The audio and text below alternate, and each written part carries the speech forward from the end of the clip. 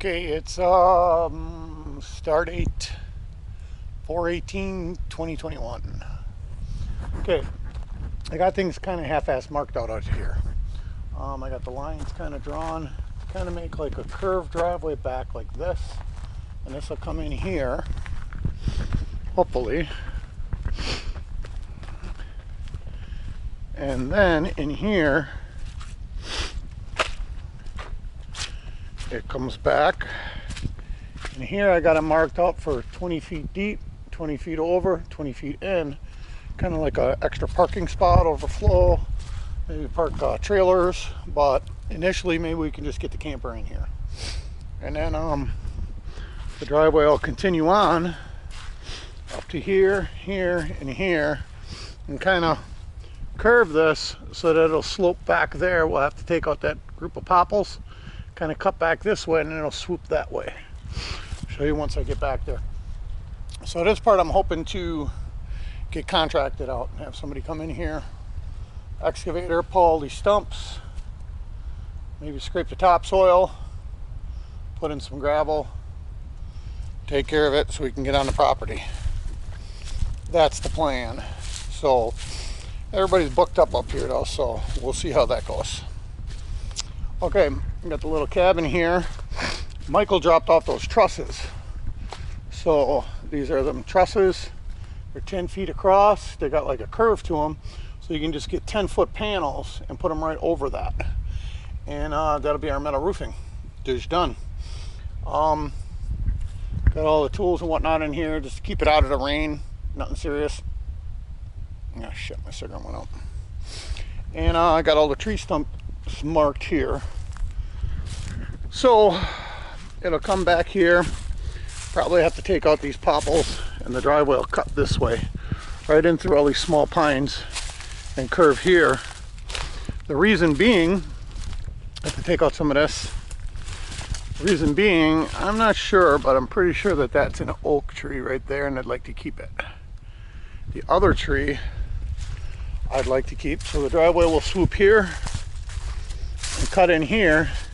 I'd like to keep this oak and that big pine and get rid of this, and then the driveway will swoop here, cut in here, and go right like that.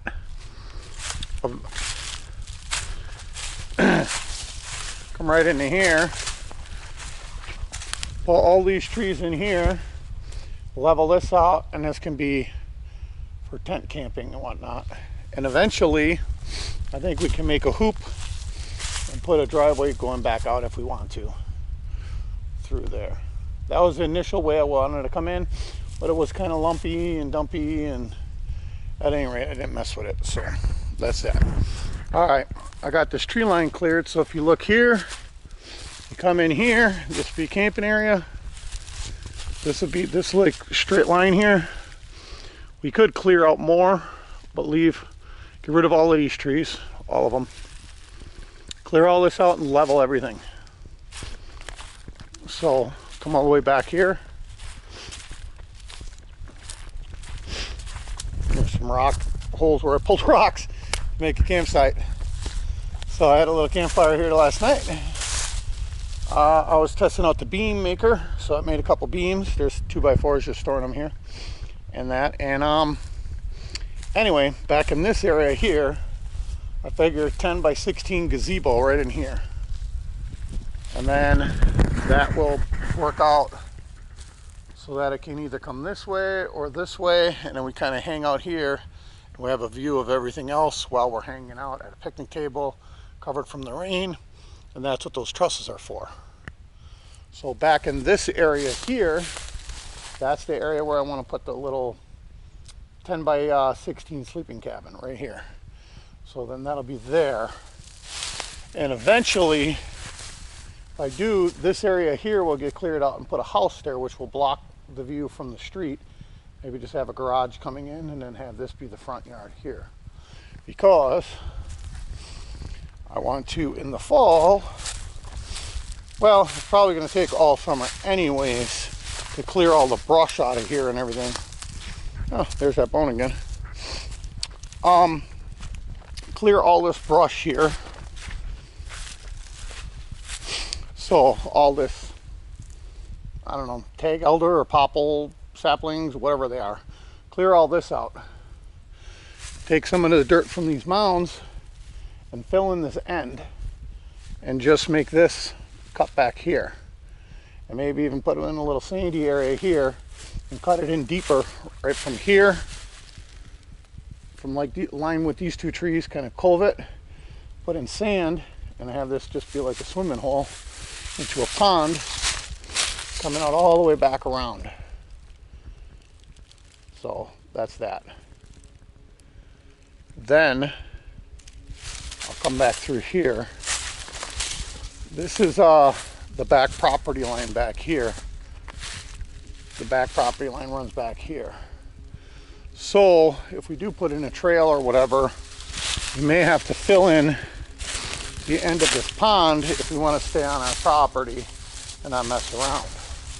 We'll find out. I still don't have this cleared out really. So I'm walking around the edge of the pond here, right here. So I think right about by this dead tree is pretty close, or maybe back there is about the property line right there. I'll walk back to it. So yeah, right about here is the property line. Cutting straight back to here, which that pond extends out into here. Show you.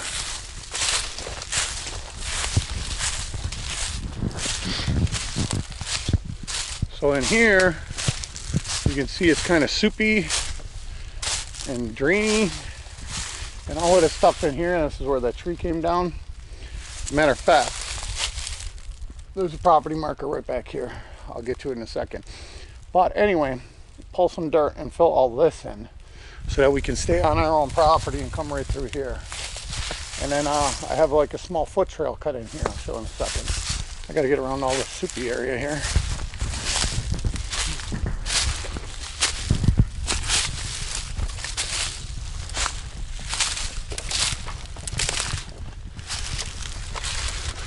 Okay, back here is where that property marker is, in here somewhere. Where is it? Where is it? Where is it? Right there. So it's actually right here, and then looking back across, this is that soupy area I was talking about. So I have to fill this in here so we could stay on our property. And then I have this as a trail. Actually, this took a good probably half a day. Clear all this, even though this is not technically a super priority. I wanted access through here and be able to see what we have so I can determine the scope of work on everything that's got to be done. So I guess it was kind of necessary. Also, I dug out the little outlet part of the stream I want to do. So coming up on that shortly. Here's the trail.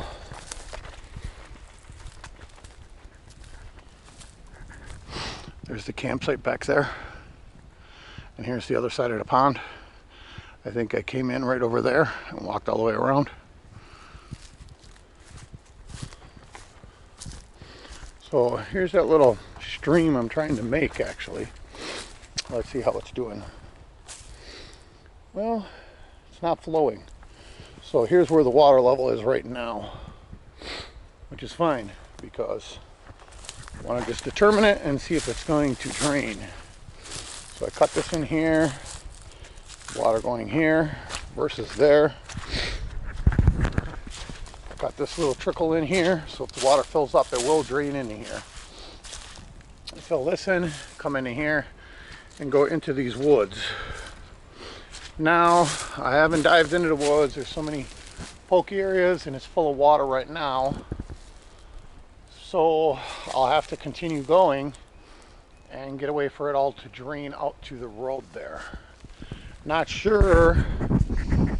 I think what I'll have to do originally is come in here and do it all by hand and clear this. But then Michael's has a trencher that I can actually use to trench it, and maybe even just put in a culvert pipe. Otherwise, I'll just keep doing what I'm doing and see how it works. hopefully it'll stay dry all summer long, and we'll see what happens there. But that's all woods. I don't know if you can see the glint of the car back there is where I first came in back there. Actually, there's the back of the little tarp tent deal that I made. Okay, back out to the trail.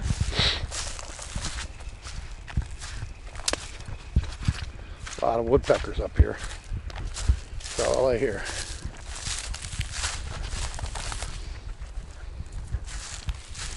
Okay.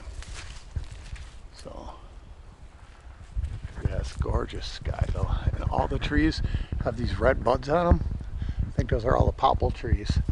And there's some of them that don't. Those are the aspen, like that one there, which is another popple tree. It's just a different variety. Like that one has red buds, that one doesn't. The aspen is what I cut down with the logs at the beginning. I guess I'll show that again. For the beginning of a log cabin. Hope that's a leaf in a beehive or anything. I have started to see bees and flies and things out. Not many, but it's gorgeous weather right now. It's like mid-50s, but the sun's shining. It's just gorgeous. So here's the trail. I have big piles of firewood and greenwood that I've been stacking up. So, case in point, this is all dry wood that I find, so I stack it up here. That's not, but here is all trees that I cut out of like this path.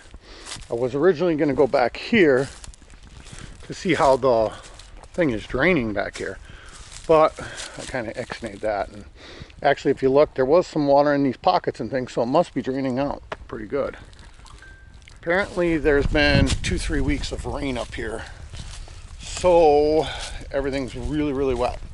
Like even before, when I'd walk right here, like your feet would kind of squish into it. You can kind of see it's spongy.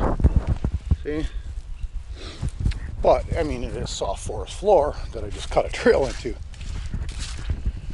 Yeah, right here. See, look.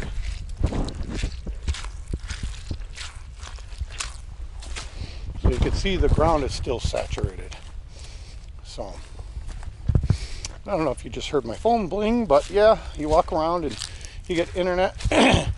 When I sit by the campfire over here, that's where I actually talk to you, Miss Rhonda, and we actually video chatted right from there. So it's strong enough signal to do that with.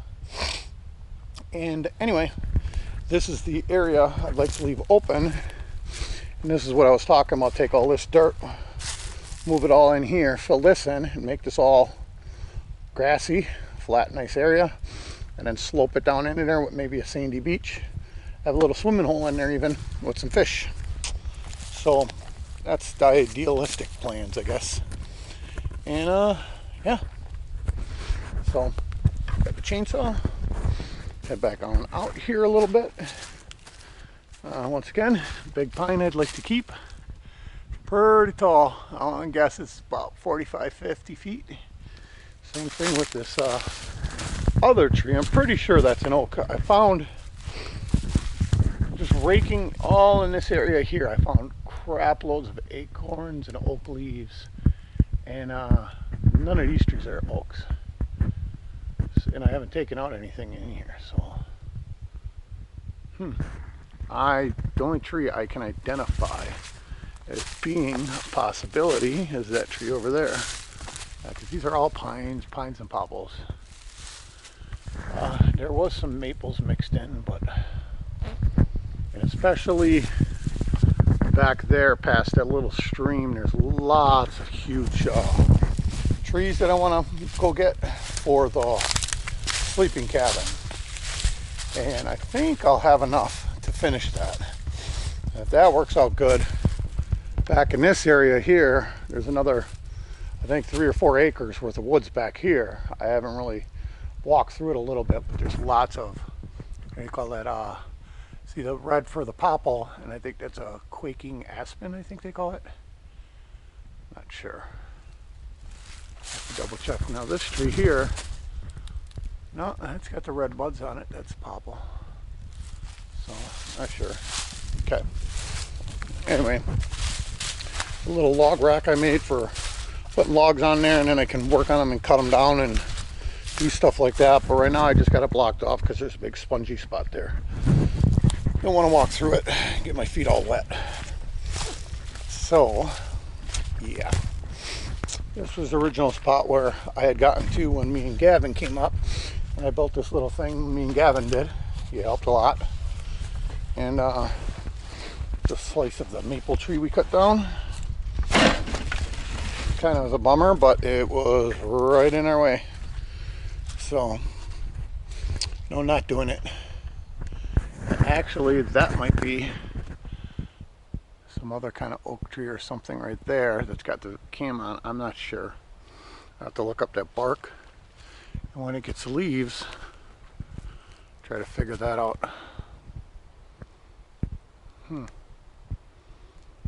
We'll see. We'll see. Not real sure about that one. Okay, and coming back here, these are the logs I have for the, not these little pine logs. We can use these for whatever the hell we want. Maybe make some bridges or something or whatever. But there's a 10-footer. 1, 2, 3, 4, 5, I believe 16 footers, and quite a few smaller ones for the next to the windows and the door wall, because I only need 3.5 feet for that. So I think these are 4 footers. Jesus Christ, that thing's loud. So, all right, that about does it from here. Wrapping up from Dover Road.